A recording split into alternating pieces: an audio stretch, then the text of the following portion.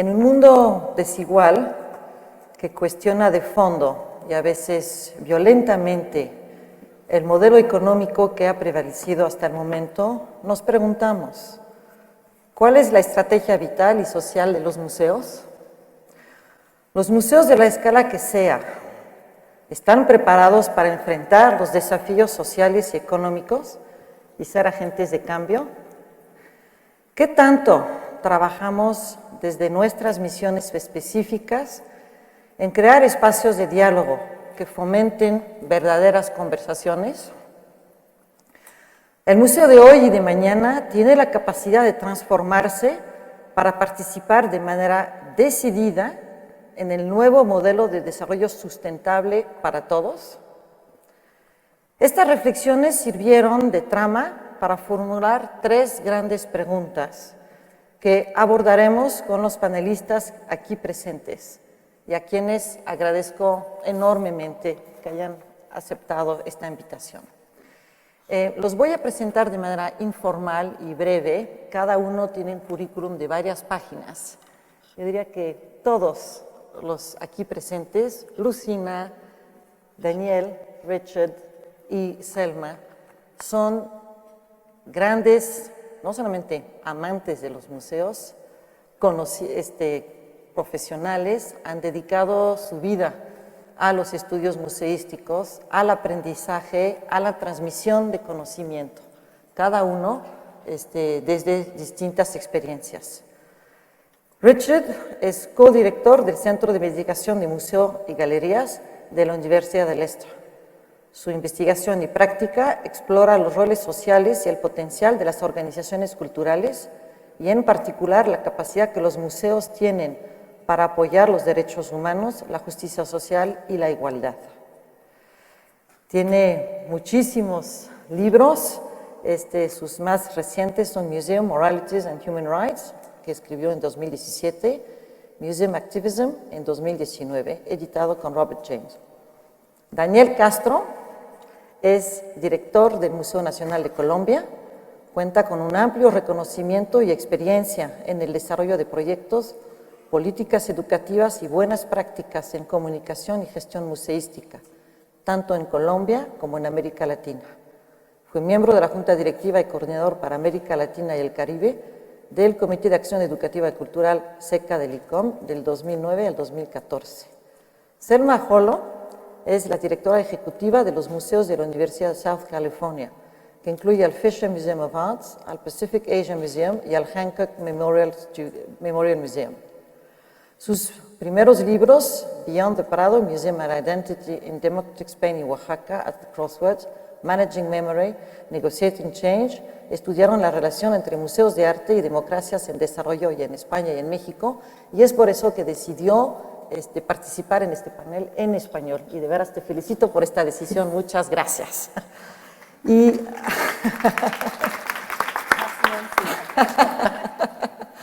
Lucina Jiménez, mexicana, bueno, se me olvidó precisar que Richard es inglés, Daniel colombiano, Selma norteamericana y Lucina mexicana.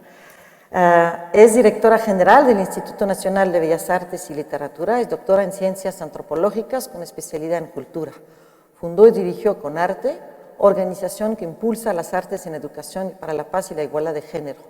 Es autora de Políticas Culturales en Transición, Democracia Cultural, Gestión Cultural y Lectura en Tiempos de Diversidad, Arte para Convivencia y Educación para la Paz, entre muchas otras publicaciones. Sean muy bienvenidos todos e iniciamos con nuestra primera pregunta, misma que vamos a poder leer en las pantallas. Les recuerdo nuestro formato, les voy a invitar cada quien a contestar esta pregunta y tienen 5 minutos para poder hacerlo. La primera pregunta, ¿sí va a estar sí está en las pantallas? Nosotros no lo vemos. Los modelos de museos actuales considerados exitosos tienden a ser replicados en el futuro. ¿Qué museos actuales responden a las definiciones de reciente discusión? ¿Algunos marcarían las tendencias para el futuro? ¿Cuán responsables de sus efectos son quienes los generan y también quienes los emulan y consolidan como modelos imperantes? Y para esta primera pregunta, me gustaría, Selma, iniciar la conversación contigo. En español. En español. Gracias, Lolita, y gracias por la paciencia de todos ustedes. Quisiera empezar mi plática desafiando la pregunta, que es que los museos exitosos de hoy serán los museos que estarán replicados en el futuro.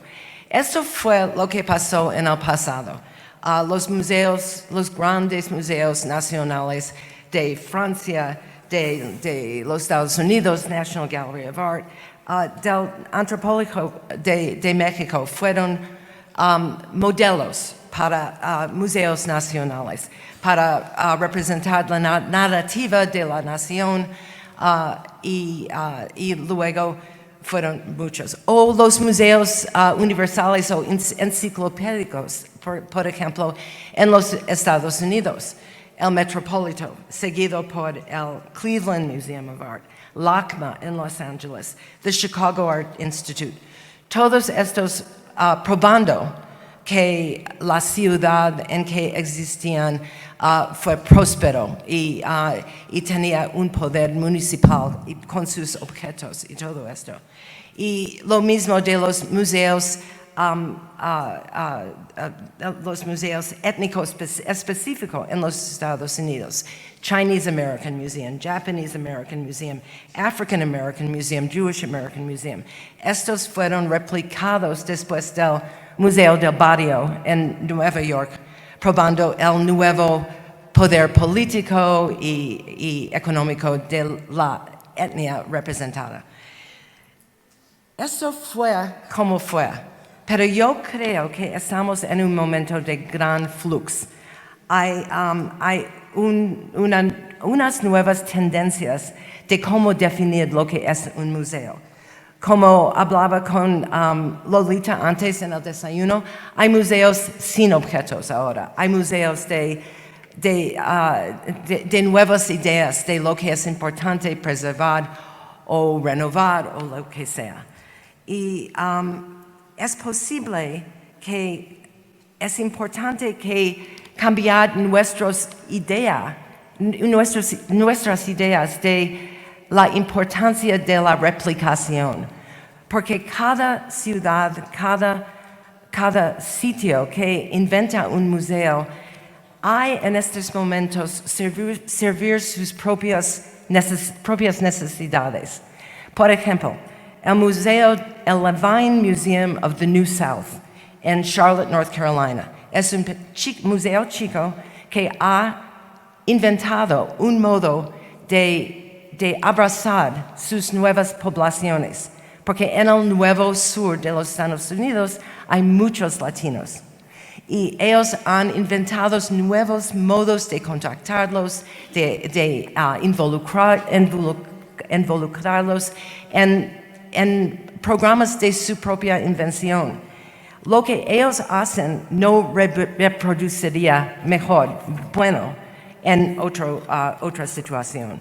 Y yo pienso que es un momento de la necesidad de nosotros, los museólogos, de tener una creatividad muy consciente de los pensamientos del mundo, de la globalidad, pero muy responsivo a lo que necesita nuestra comunidad o la misión apropiada para nuestras necesidades.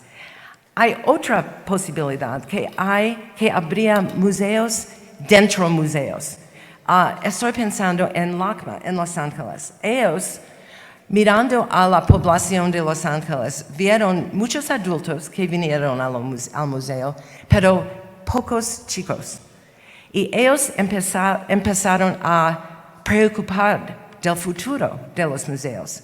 Así inventaron, no sé, hace 25 años, algo que se llama Next Gen, la próxima generación, Next Generation. Y ellos establecieron en la plaza del Museo del LACMA un... Selma, perdón, te queda 50 segundos. 50 segundos? Oh, ok. Con este museo sentado en la plaza, los niños invitados a ser miembros con sus padres al museo, y el museo existía en la plaza durante años. Ahora estos chicos vienen al museo. La última cosa es que yo recuerdo en Santo Domingo, hace años, los chicos del pueblo Triqui, sentando abajo de los árboles de coral, con mucho miedo de entrar en Santo Domingo. Y yo recuerdo los fundadores de los museos comunitarios de Oaxaca diciendo, hay sus cosas en el museo, pero los chicos con mucho miedo de entrar por las guardias, por lo que pareció una frontera. Ellos empezaron a crear un tipo de museo en la plaza, con programas para ellos. Y después de, no sé, años, meses, pero repitiéndolo, este programa, los chicos empezaron a entrar en su propio museo. Tenemos que inventar nuevas ideas de cada mundo en que habitamos y servir a nuestras poblaciones con humildad y creatividad. Gracias. Gracias. Daniel, por favor, ¿qué modelo, qué experiencia exitosa quisieras compartir? ¿Por qué? Bueno, ¿sí? ¿Me escuchan? Me pidieron un pequeño contexto de lo que acaba de suceder. Sí. Hoy Colombia ha convocado la ciudadanía de Colombia a un paro nacional, un paro que no se había visto desde el año 1977, y esperamos que la ciudadanía plural, diversa, pacíficamente pueda manifestar sus demandas y sus reclamos y sus necesidades. Y esto fue lo que pues todos los colegas acaban de compartir con ustedes. Uso este minuto para hacerlo y para que esperemos que suceda en tranquilidad.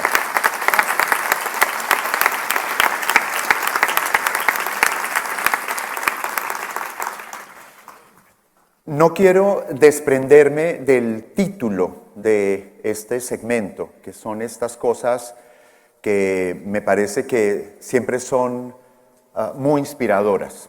El presente del futuro de los museos.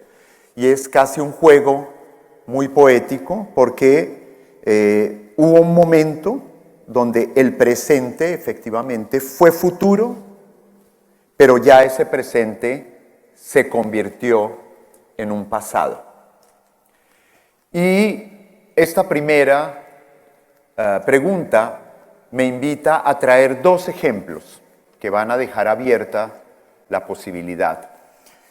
Primero, una lista que hizo un narrador, ensayista y dramaturgo venezolano, ya yo creo que hace unas buenas décadas, de museos imposibles.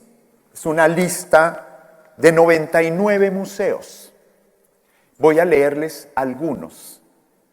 Es decir, él en su presente imaginaba unos museos imposibles y hoy tenemos un presente que lo estamos leyendo como pasado cuando él lo escribió, donde muy seguramente esos museos ya existen, es decir, dejaron de ser imposibles. Un museo de objetos que tienen la propiedad de ser inmediatamente olvidados. Un museo que contiene exactamente lo mismo que podemos encontrar fuera de un museo. Un museo de los fracasos. Un museo en el cual la única pieza que se exhibe es el museo mismo. Un museo donde son los visitantes los exhibidos. Un museo donde la forma impide percibir el fondo. Un museo que solo contiene otro museo, que solo contiene otro museo, y así sucesivamente. Un museo que es ojos que te miran. Un museo muy proustiano, el del tiempo perdido. Un museo en el que todo cambia a cada instante. Un museo de las muchedumbres de manos que han tocado un solo objeto. Un museo que convierte en piezas de exhibición a todos los seres hasta hacer desaparecer la posibilidad de todo visitante. Son solo algunos de una lista de casi 100. Estoy de acuerdo con Selma en que usar un modelo paradigmático nos reta, pero tengo otro contraste también, y es que es inevitable para Latinoamérica no traer de pronto a Borges como referente. Y tiene un grupo de poemas que se llama Museo. Y un pequeño poema dice lo siguiente, abro comillas. Nacieron otros, pero ello aconteció en el pasado, que es la estación, nadie lo ignora, más propicia a la muerte. Y en ese poema se habla de batallas, de libros, de olvidos, pero de una bala antigua, que fue la misma que cegó la vida de John F. Kennedy, de Lincoln, de un presidente de Uruguay, de Gustavo Adolfo de Suecia en el siglo XVII. En el fondo, dice Borges, esa bala es la misma piedra que Caín lanzó contra Abel.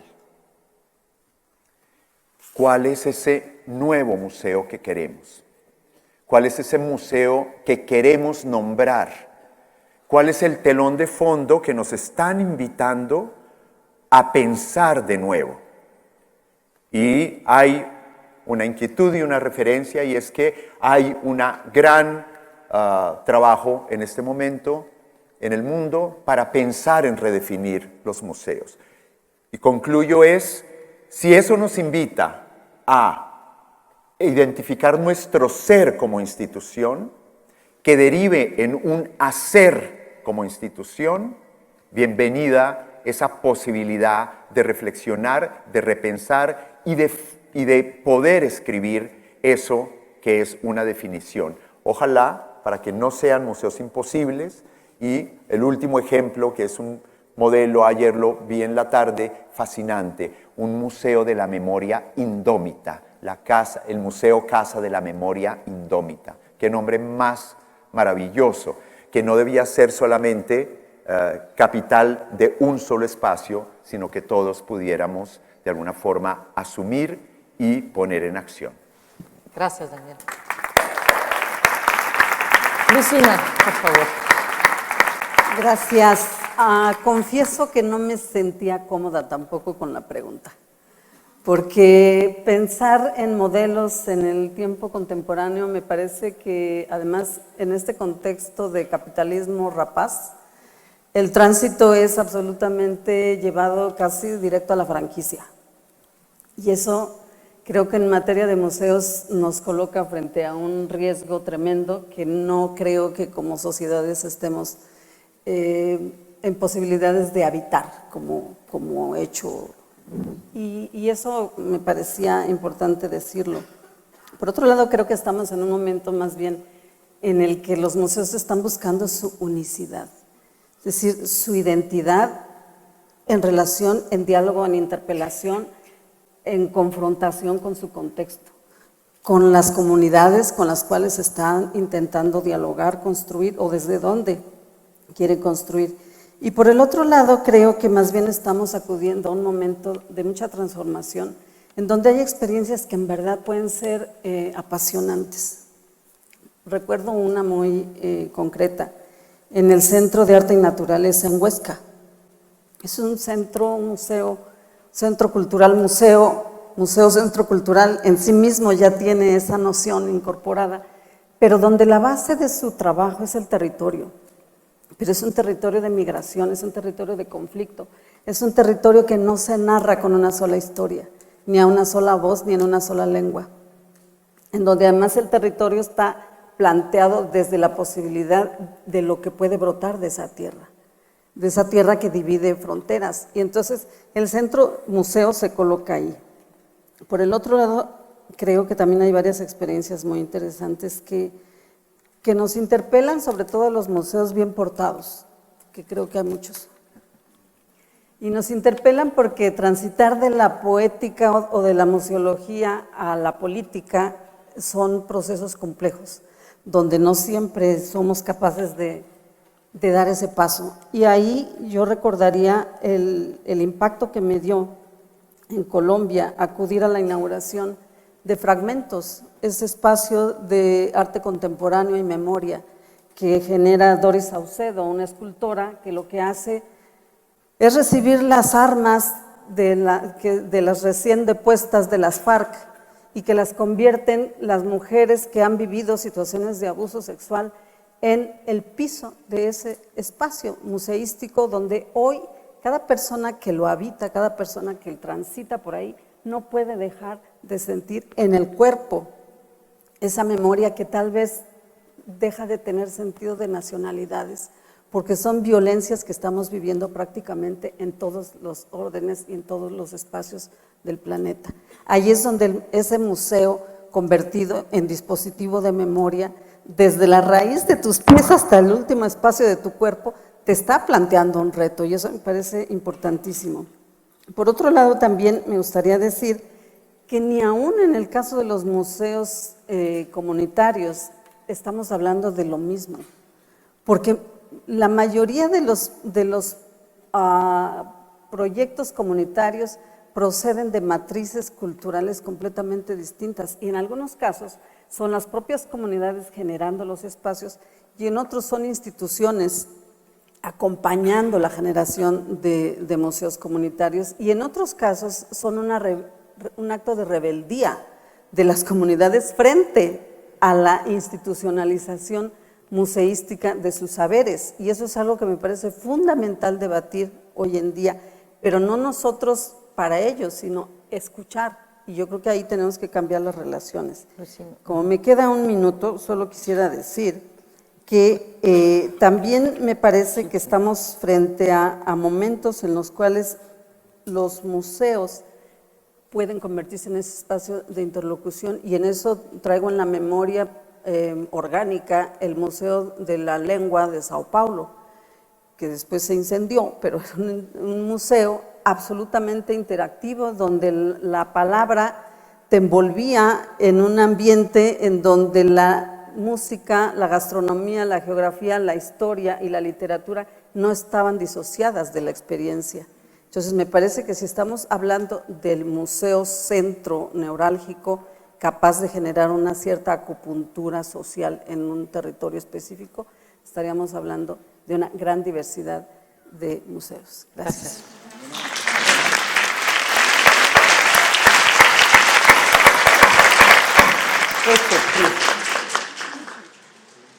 Thanks, Alicia, and thank you for the conference organisers. It's been a mind-blowing start to this conference. Thank you. In September of this year, the New York Times published an article with a very bold, provocative headline that asked, "Is this the world's most accessible museum?" And it referred to the Wellcome Collection in London, and in particular to the opening of a brand new gallery called Being Human. It's a gallery that explores health, well-being and our changing relationships with each other and with a fast-changing world around us. And very mindful of your comments in particular about, and the whole panel about questioning models, I would very much avoid claiming that it's definitively this kind of perfect model, but I think it has something in the process that led to that is something that could enrich and inform practice throughout other kinds of museums. And at this point I need to declare an interest because our research centre at Leicester was a partner on this creating this new gallery. And as I say, I don't think it's a perfect model in any way, but the approach, which was very values-led, very rights-based approach to developing this new permanent gallery that will be in place for the next decade, is something that I think has some wider application. So at the start of this collaborative process, the curator at the Wellcome Collection, Claire Barlow, told our group of disabled artists and activists who were collaborating with us on this that nothing was off limits. We could go wherever we wanted this, and we found ourselves kind of pushing, if you like, at an open door, and we're able to go much further in that collaboration than we anticipated. So, in thinking about access to the gallery, this was shaped by recognition that disabled people are discriminated against by all cultural institutions on a daily basis. So we approached access not as a goodwill gesture, not as an optional bolt-on extra, not something which was the gift of the museum to a passive and grateful audience, but rather as a fundamental human right, the access to culture, and that approach changed everything. The team at the Wellcome committed to a process of active listening to people with very different life experiences, different impairments and expertise. And the outcome of all that process of active listening was certainly a gallery that is more accessible than many that I've seen. There are all sorts of additions that are specifically there for people with hearing or with sight impairments. But as well as this, there are some really lovely, very beautiful, subtle design features that are woven throughout the gallery. So to give you an example, when we go to art museums and we sit and we watch a video work on a screen, the bench is always centred in front of that, so you get this kind of perfect view. And in Being Human, all the benches are offset slightly, so the wheelchair users can take that central position. And so symbolically they have they're not, there's no hierarchy of experience. But it's also, it's very subtle, it's very easy, there's no cost in doing it, but it makes quite a big change to the way that people experience that gallery. We were mainly there, not really to work on access features, but to work on the content of the gallery. And so this whole way of working collaboratively with disability experts and activists shaped not just these access features, but the content of the gallery, the works that were displayed, the message and approach which we used.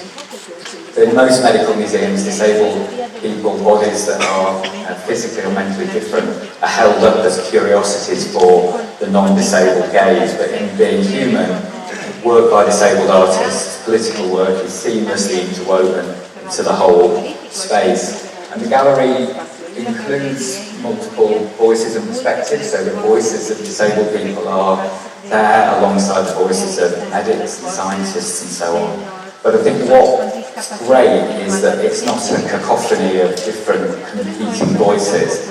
The rights of disabled people are never held up for debate. There are some parameters around that, and that the multiple voices exist within those parameters. So, not a perfect model, but both organisations, the Wellcome Collection and my research centre, are committed to full transparency to create a sort of set of open access resources which talk about that process.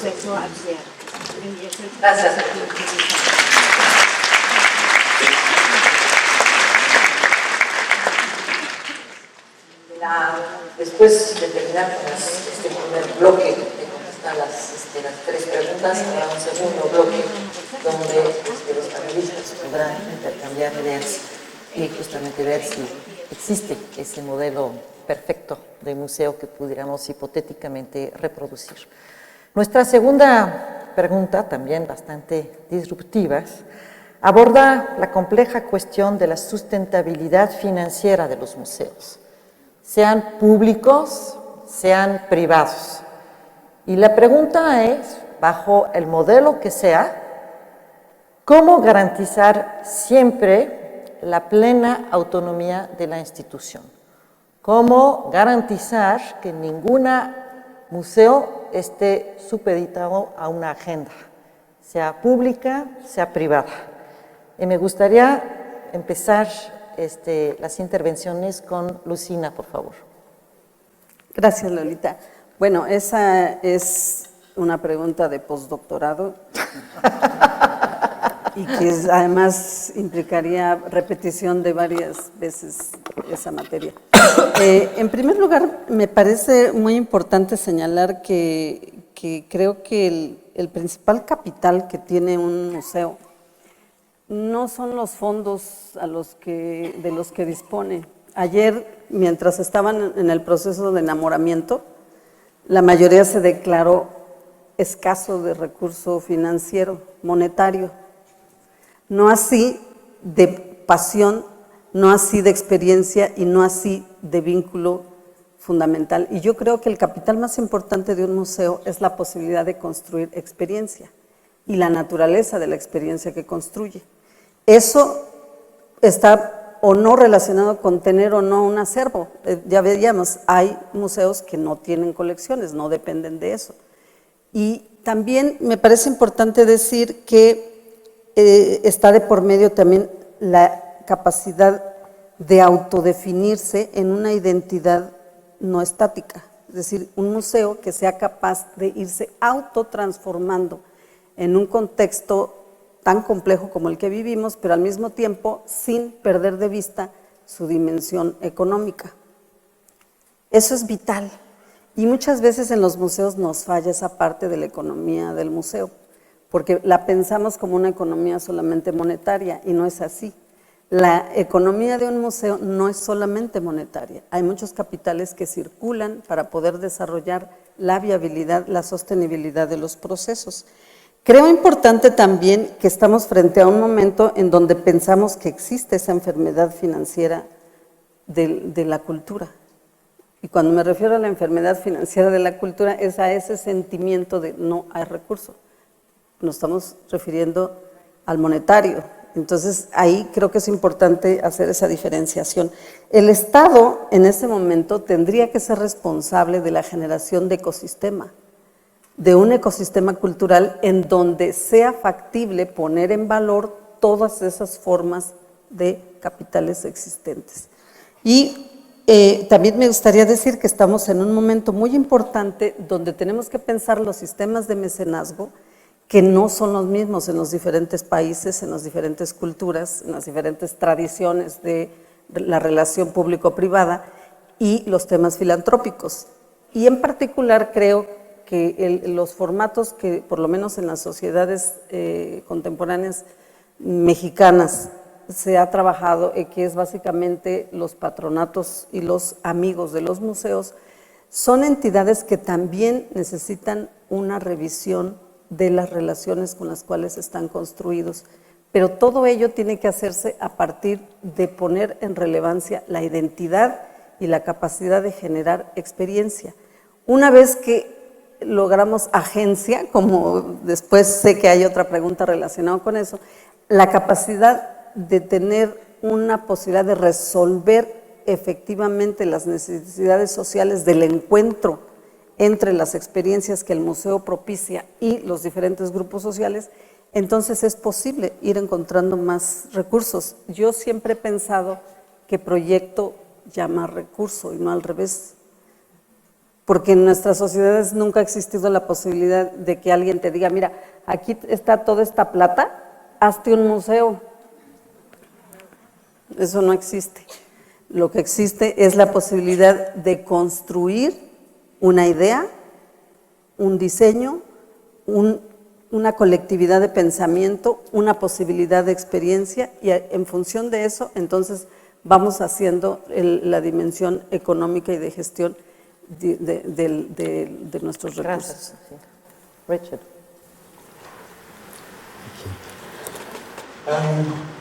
In the UK, we've seen really savage cuts in public funding over recent years that are causing enormous damage across the cultural sector.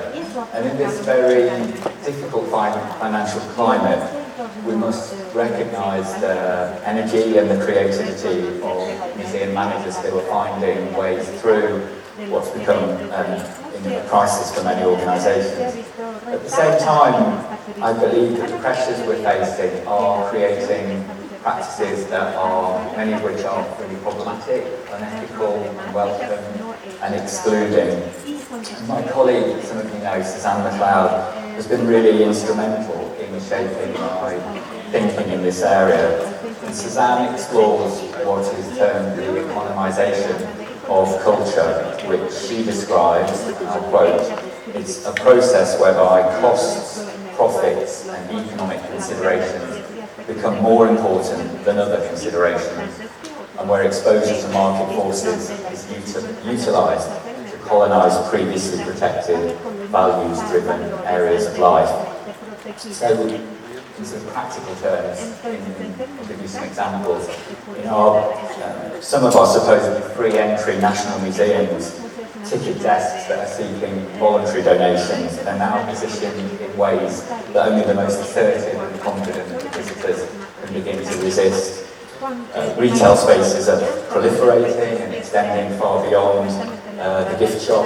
Temporary exhibitions are charging sometimes exorbitant prices that make them increasingly out of reach for regular families, and they're often prominently associated with marriage within the museum and companies with unethical business practices that make many visitors uncomfortable. So the effect of this economisation process on visitors and on our relationship with museums are wide-ranging and profound. We see a broadening gap with the further exclusion of groups on lower incomes. We see a change in our relationship with cultural institutions, which sees moving away from being active participants in making culture towards being more passive consumers of culture that are directed in more prescribed, didactic ways. And we have these, some of these unhealthy alliances between museums and some for-profit organisations that are really alienating some of our audiences and undermining public trust in our institutions. And this is, I realise it's not kind of easy territory, but sometimes museum leaders defend the decisions that they make in very unhelpful and often misleading binary terms. So, for example, they might say, we either accept sponsorship from an oil company or we face inevitable decline. We either charge really high fees for our temporary exhibition or we have to close galleries. And in reality, I think these simplistic arguments are being used to justify some highly questionable decisions which we need to stand back and look at. In recent months, we've seen some examples where cultural leaders have begun to push back, really, and recognise some of the damaging effects of this process of economisation. Just last week, the Scottish Portrait Gallery followed some other cultural organisations in announcing that the exhibition sponsored by the oil giants, BP, British Petroleum, would no longer be welcomed in Scotland because it was in conflict with the gallery's aim to address the climate emergency. But for the most part, and as Suzanne MacLeod argues, this economisation culture seems to proceed unchecked. It's often unnoticed, it happens by stealth, and it's frequently unchallenged by those of us working in the field at a time when perhaps more than ever we need museums to be something different, something led by our values rather than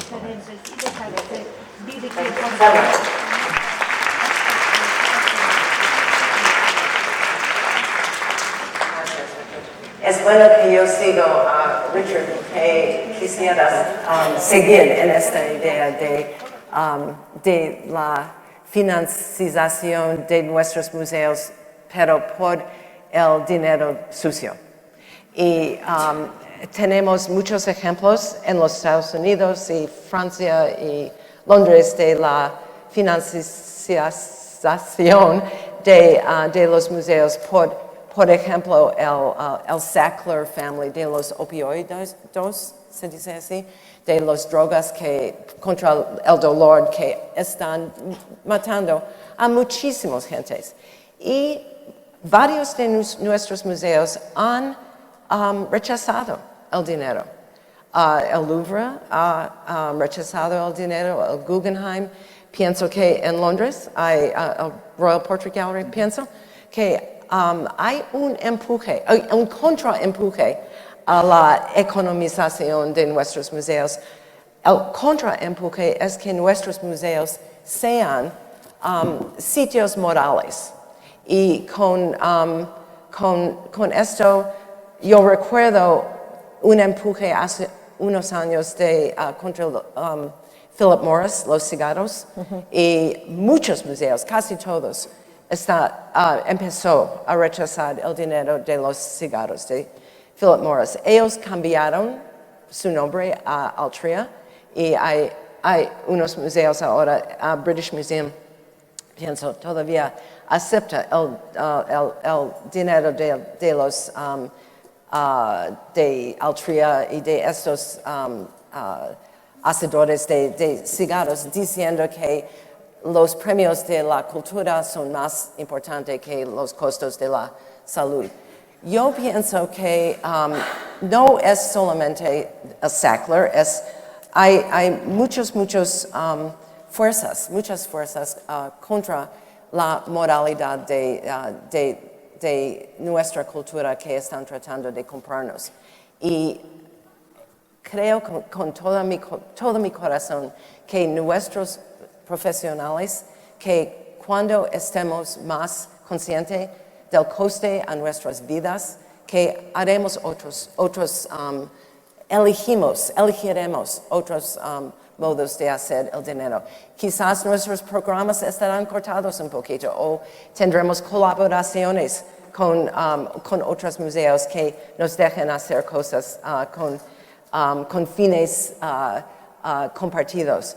Pero es muy importante que los museos empiezan a definirse como instituciones con centros morales. En los Estados Unidos tenemos otros problemas relacionados a esto, como los patrocinadores, the board members, que tienen colecciones, que tienen puestos en los boards. Ellos insisten en poner sus artistas en exposición, tienen exposiciones incluyendo sus artistas, y de esta manera quizás ellos no ponen dinero en esto, pero ponen dinero en el catálogo, y con esto el artista tiene más gravedad, y últimamente hay un modo de apoyar a sus intereses muy fuertes, y en un sistema, no es un sistema, pero en un mundo donde dependemos en lo privado más que el gobierno, porque el gobierno no nos da nada.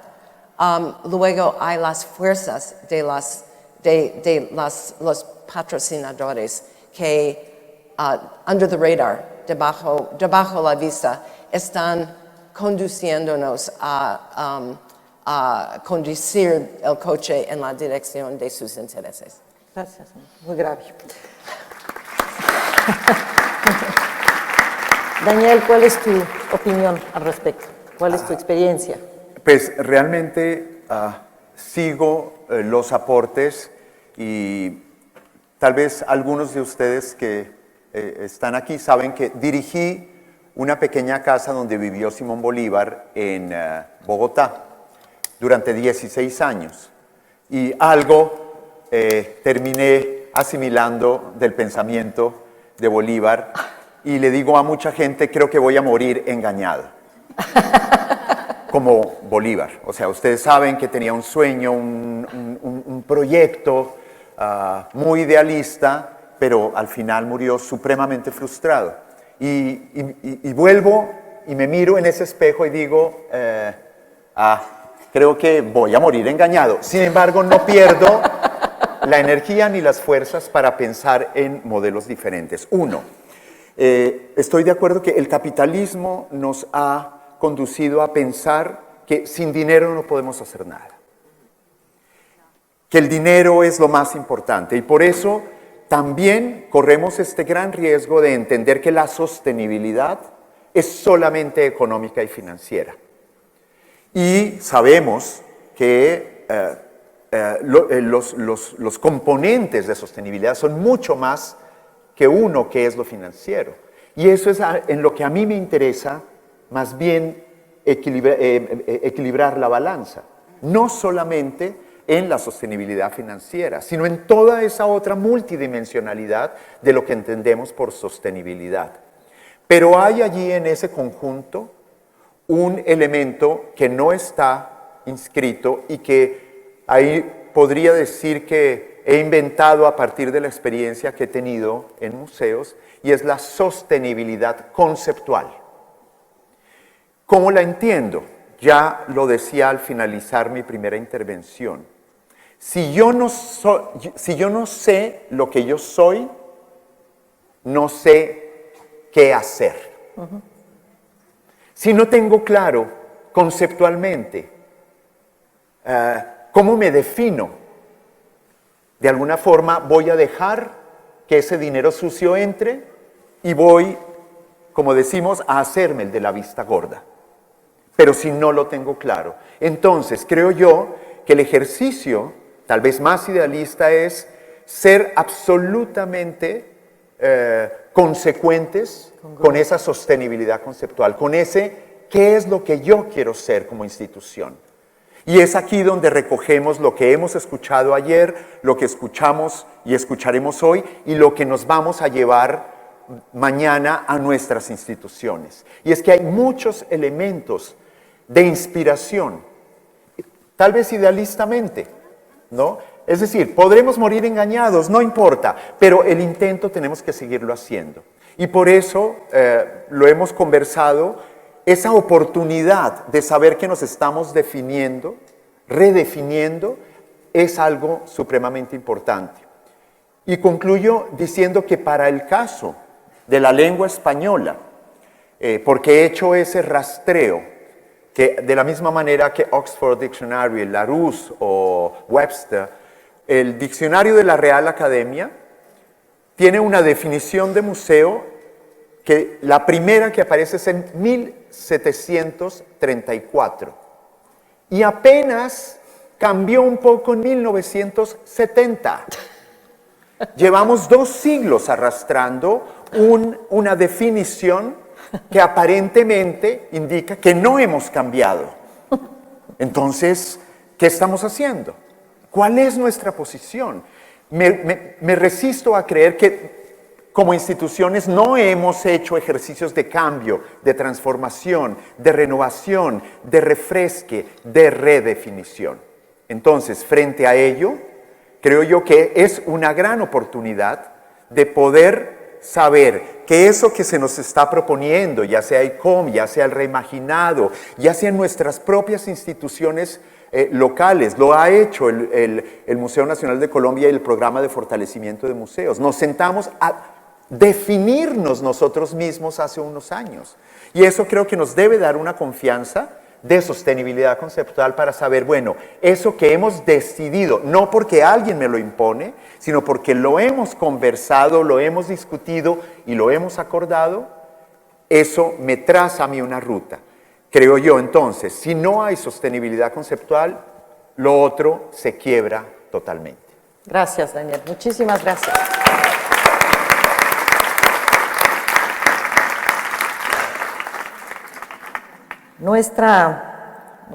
Vamos a abordar nuestro último bloque, nuestra última pregunta. Creo que en las pantallas están apareciendo la definición actual de museos del ICOM y la que está en discusión, no para que la abordemos en este panel, sino para que lo tengamos en contexto. Se está, en efecto, discutiendo con muchísima, ¿cómo podríamos decir? Mucha polémica, visiones, pasión. Y nos parecía importante no olvidar ese gran contexto en el cual todos estamos invitados a participar. Vamos a terminar este primer bloque con cuestionándonos de cómo actuar más y hablar menos. Como en México tenemos un dicho que es del dicho al hecho hay un trecho. No sé si existen en el resto de los países latinoamericanos. Bueno, y Entonces, ¿cómo actuar? ¿Cómo transformar conceptos, buenas intenciones en una agenda que deje una huella? Richard. Thank you. We've grown more comfortable in recent years with the idea of the museum as a place for dialogue, for welcoming different views and opinions, a place for debating the issues of the day. And more museums have explored techniques to facilitate these kinds of debates, opening up opportunities for visitors to share their thoughts and feelings on topics from gender inequality to immigration, climate change to colonialism. And we know from numerous studies that these opportunities for dialogue are central to our efforts to promote social justice, to bring about learning around prejudice and discrimination and so on. But I want to argue that sometimes we need to be much more cautious about some of that and argue that it can sometimes be unethical and even dangerous to open up contested issues for debate if we're not at the same time explicit and clear about where we as an organisation stand on that same issue. And I'll give you an example that's been in my thoughts while I've been here at the conference and some following back home. So the Pitt Rivers Museum in Oxford is one of the oldest, best-known museums in the UK, and it's currently working on a great project called Beyond the Binary, which explores queer LGBTQ narratives and stories through historic collections, contemporary acquisitions and programming. And I have the pleasure of sitting on their steering group advisory panel. And at a recent meeting just a few weeks ago, we discussed the challenges that were posed by the current climate surrounding transgender equality in the city, which has a very specific character. So Oxford, and indeed the university itself, of which the Pitt Rivers is part, has been the site for fierce debates around trans rights in recent months. Battles between trans activists and supporters on one side, and on the other, those who oppose equality and call into question the legitimacy of trans lives. And it's become one of the most kind of iconic ways in which this is manifest. You all know the UK telephone boxes, the iconic red telephone booths. Well, there's one quite near the museum, and every day trans activists put stickers of trans equality messages in and on this phone box, and every day transphobic messages are stickered on top of them. And so the process begins every day, and there is this battle happening. It's in this phone box, which will in fact appear in the exhibition when it opens in a few months' time. And within this context then, we discussed what the museum can and can't do. And we took a collective decision that in a city where trans people are under attack, particularly, that those attacks are much wider, it was really imperative that the museum was very, very clear, was unequivocal in its support and its stance as a trans ally when it was tackling this issue through this exhibition. And I was really thrilled to see, just a couple of days before I set off for Oaxaca, I opened up Twitter on my phone and I saw that there was a launch event in Oxford, and the whole of the facade of the Pitt Rivers Museum had a projection on it, so many metres high, with these photographs of the trans positive messages were sprayed all over the museum in a big kind of light and sound installation. It was a really bold, very joyful, very explicit statement of support for transgender equality.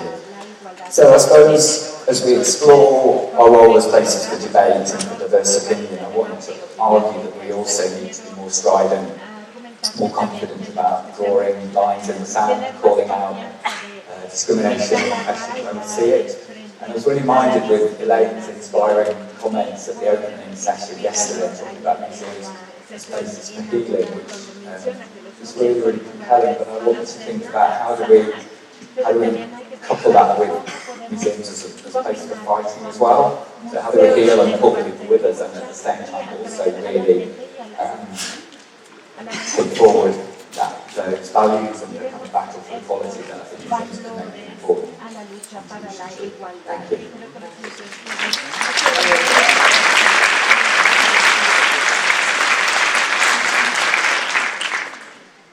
¿Qué hacer?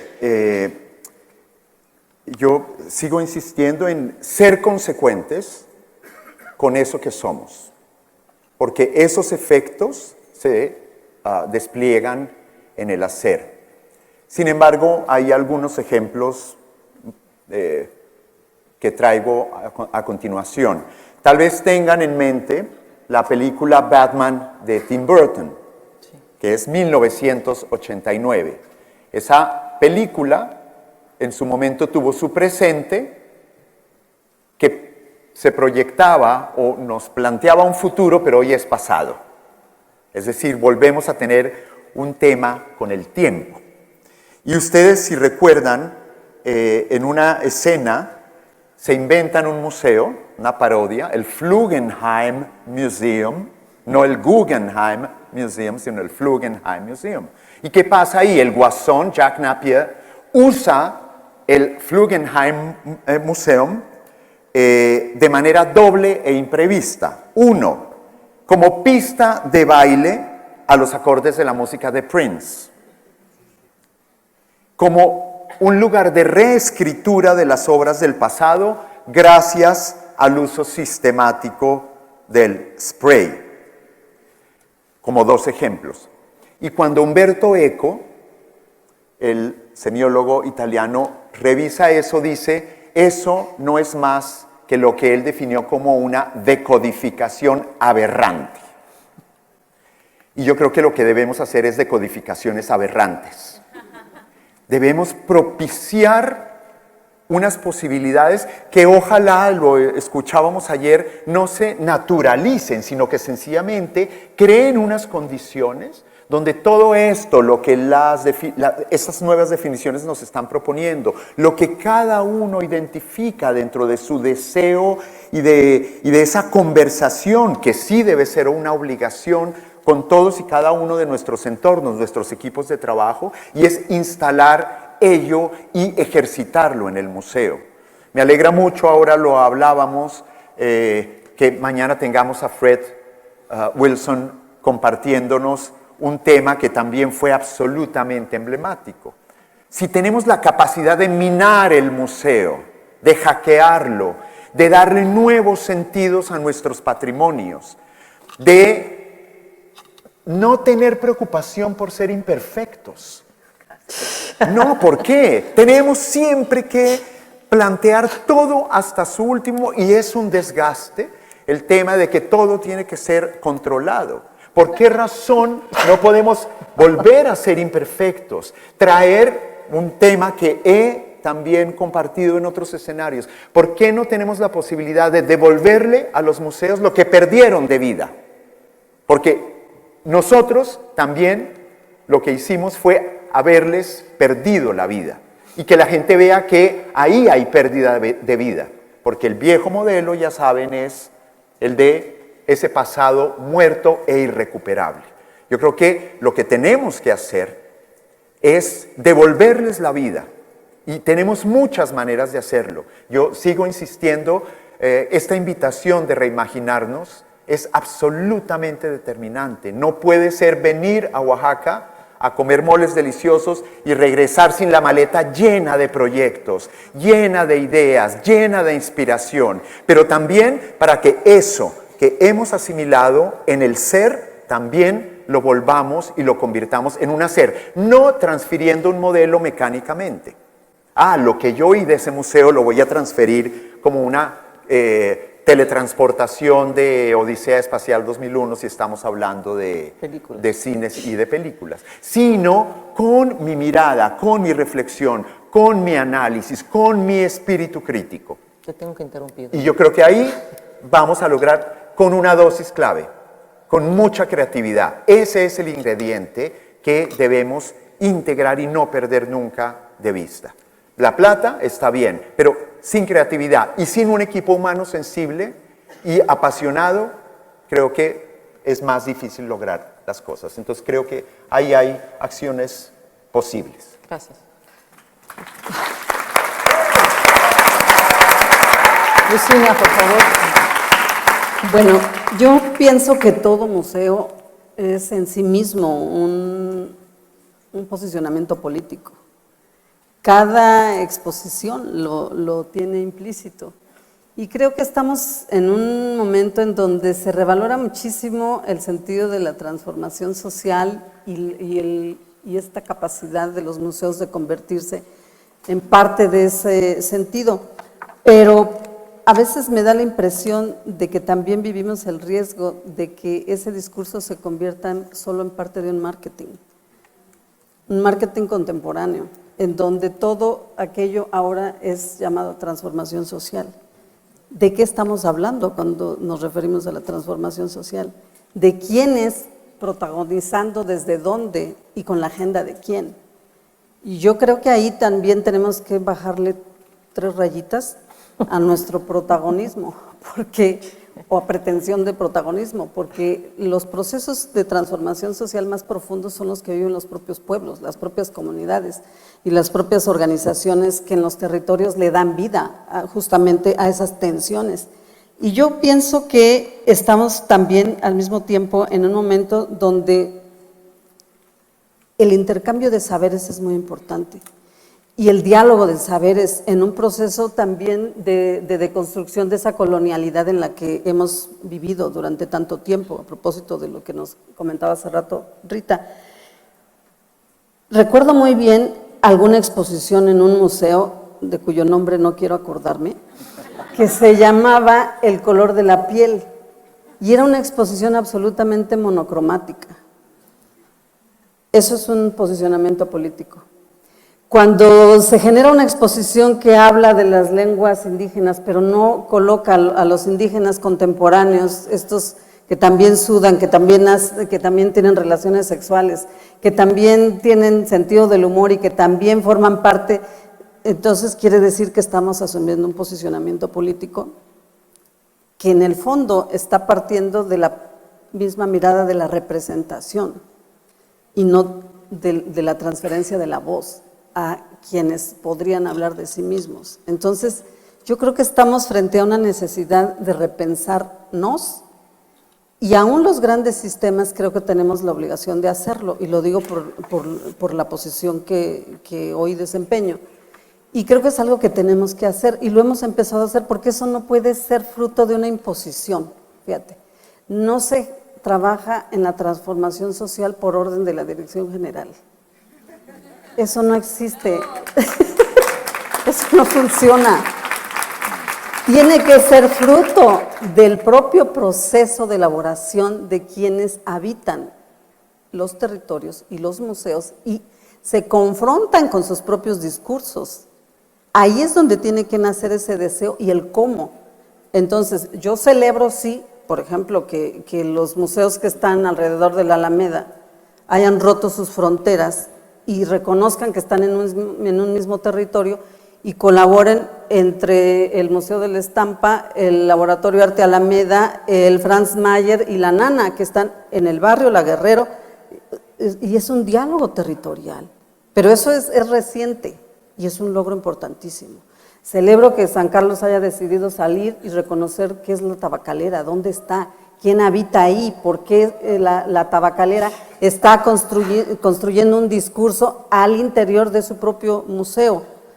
Entonces, yo creo que esos procesos de transformación social tienen que darse primero al interior.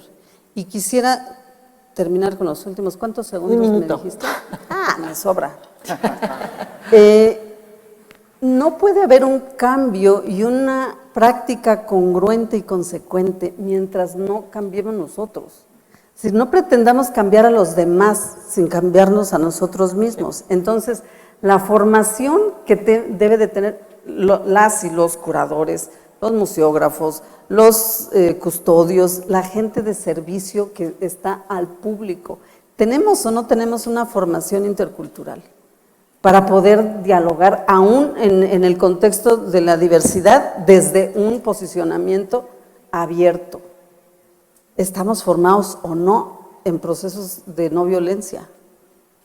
A veces los discursos de los museos, sobre todo cuando tienen demasiado tiempo instituidos como el museo, ejercen discursos violentos, aunque no se dan cuenta, simple y sencillamente porque la verticalidad de la comunicación es un acto que establece de entrada una forma de relación. Gracias. Y eso es algo que hay que cambiar. Gracias.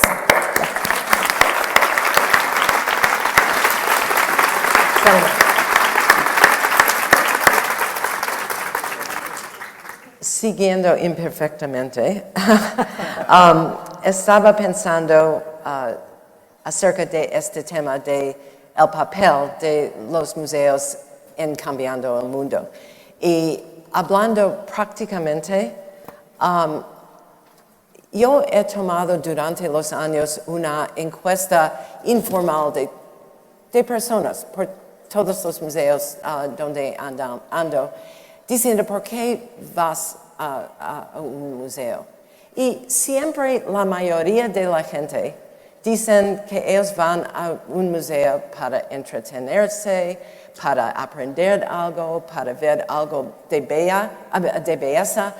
Y ellos no están en nuestra conversación de un espacio seguro o lo que yo siempre digo a mis estudiantes, que no hay un museo inocente.